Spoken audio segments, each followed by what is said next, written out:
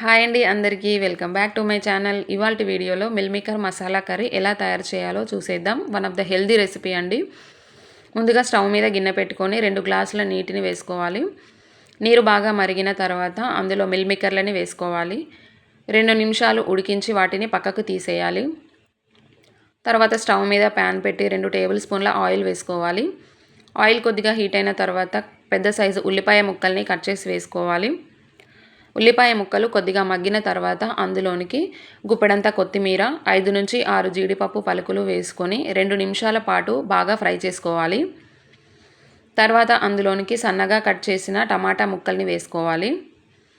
టమాటా ముక్కలు బాగా మగ్గిన తర్వాత పక్కకు తీసి చల్లారిన తర్వాత మిక్సీలో వేసుకొని మెత్తటి పేస్ట్ లాగా చేసి పక్కన పెట్టుకోవాలి. తర్వాత కడాయి పెట్టి 2 టేబుల్ స్పూన్ల ఆయిల్ వేసుకోవాలి. ఆయిల్ కొద్దిగా హీట్ అయిన తర్వాత 1 టీ స్పూన్ ఆవాలు, జీలకర్ర, సన్నగా తరిగిన పచ్చిమిర్చి ముక్కలు వేసి కొద్దిగా వేగాక అందులోనికి మిక్సీ పట్టుకున్న పేస్ట్ని వేసి 1 నిమిషం పాటు ఉడికించుకోవాలి. తర్వాత అందులోనికి అల్లం వెల్లుల్లి పేస్ట్ వేసి పచ్చివాసన పోయేదాకా బాగా కలుపుతూ ఉండాలి. ఇప్పుడు అందులోనికి చిటికెడంత పసుపు, 2 టేబుల్ స్పూన్ల కారం, 1 టేబుల్ స్పూన్ ధనియా పౌడర్, రుచికి సరిపడా ఉప్పు వేసుకొని బాగా కలుపుకోవాలి. ఇప్పుడు అందులోనికి ఉడికించిన మిల్ మేకర్లని వేసుకోవాలి.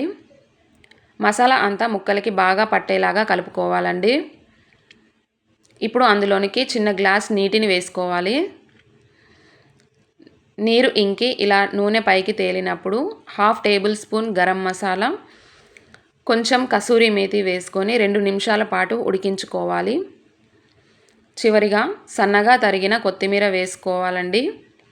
అంతే, ఎంతో టేస్టీగా మన meal maker masala curry ready అయిపోతుంది. అన్నం చపాతీలోనికి కర్రీ చాలా బాగుంటుందండి. నా వీడియో నచ్చితే చిన్న లైక్ చేయండి. మరిన్ని మంచి మంచి వీడియోస్ కోసం నా ఛానల్ని సబ్స్క్రైబ్ చేసుకోండి. Thank you for watching.